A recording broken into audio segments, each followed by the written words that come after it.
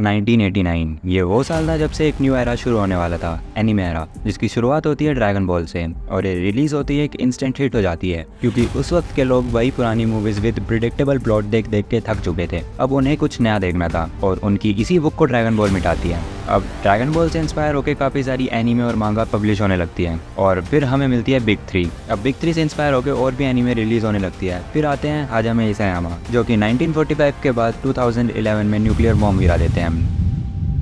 एक ऐसी मांगा जिसके लेवल तक आज भी कोई दूसरी मांगा पहुंच नहीं पाई है। हाँ, मैं बात कर रहा हूँ अटैक ऑन टाइटन की, masterpiece created by Hajime Isayama. Attack on Titan एक ऐसी एनीमे है जिसका फर्स्ट एपिसोड ही लास्ट एपिसोड की फोरशैडोइंग कर देता है। एक ऐसा वर्ल्ड जिसमें टाइटन्स एग्जिस्ट करते हैं, टाइटन्स जिनकी हाइट 10 मीटर से लेकर 30 मीटर तक कुछ भी हो सकती है और इन्हें इंसानों को खाना पसंद है। ये इंसानों को सिर्फ इसलिए खाते हैं क्योंकि इन्हें इंसानों को खाना पसंद है, ना कि जिंदा रहने के लिए। They can regenerate and have the IQ of Gorlock the destroyer. अब इंसानों ने इनसे बचने के लिए अपने आप को वॉल्स में कैद कर लिया, 3 लेयर्ड वॉल। अब इन बॉल्स के नेम का भी एक अलग सिग्निफिकेंस है जो कि तुम्हें आगे जाके स्टोरी में पता चलता है। अटैक ऑन टाइटन में हर चीज़ का एक मीनिंग है जो कि जैसे जैसे स्टोरी आगे प्रोसीड करती जाएगी वैसे वैसे वो चीज़ जस्टिफाई होती जाएगी। अब इंसानों ने खुद को बचाने के लिए वॉल्स तो बना ली, बट अब उन्हें मेंटेन और प्रोटेक्ट करने के लिए भी तो कोई चाहिए। और यहाँ पे आते हैं scouts, not this scout but these, जो कि अपनी जान जोखिम में डाल के वॉल्स के बाहर जाते हैं ताकि अंदर वाले लोग सेफ रहें। स्काउट्स जिन्हें ज्वाइन करने का सपना एरन का भी था, पर उसे क्या पता था उसके लिए एक अलग ही डेस्टिनी वेट कर रही थी।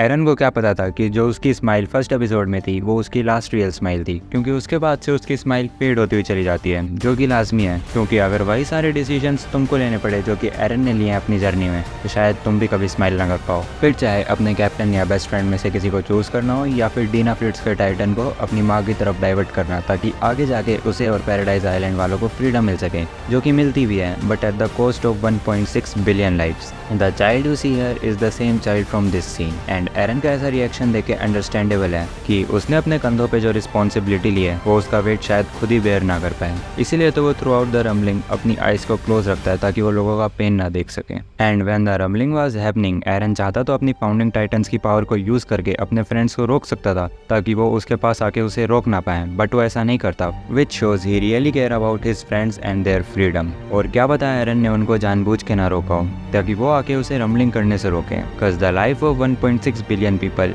is more than anyone could handle। And beating shit out of Armin and saying harsh words to Mikasa only because he wanted them to hate him so that they can kill him after rumbling। But little did Eren know he was blessed with good friends।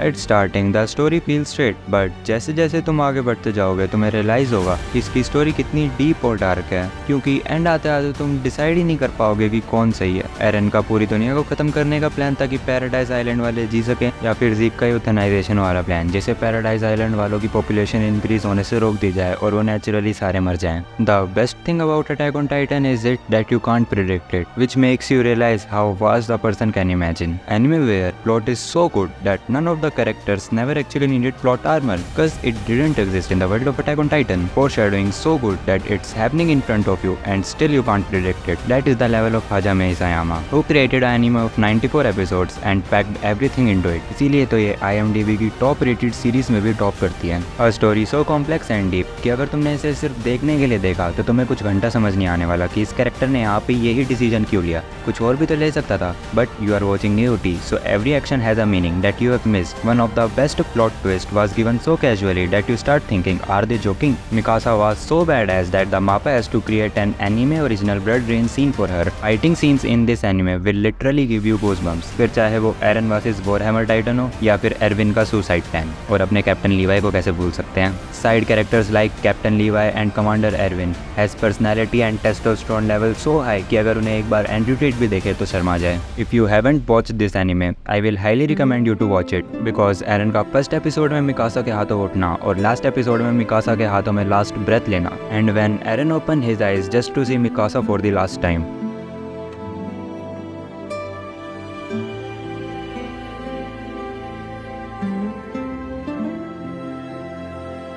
तो अब तुम्हें लग रहा होगा कि मैं ये सारी चीज़ें ओवर एग्जैजरेट करके बोल रहा हूँ, बट ऐसा बिल्कुल नहीं है। और अब तक भी अगर तुमने AOT नहीं देखी है तो जाओ जाके इसे देखो, क्योंकि अगर तुम लोग मेरे थॉट्स ड्रैगन बॉल के ऊपर जानना चाहते हो तो राइट वाली वीडियो पे क्लिक कर सकते हो। बाकी मैं मिलता हूँ तुमसे नेक्स्ट वीडियो में।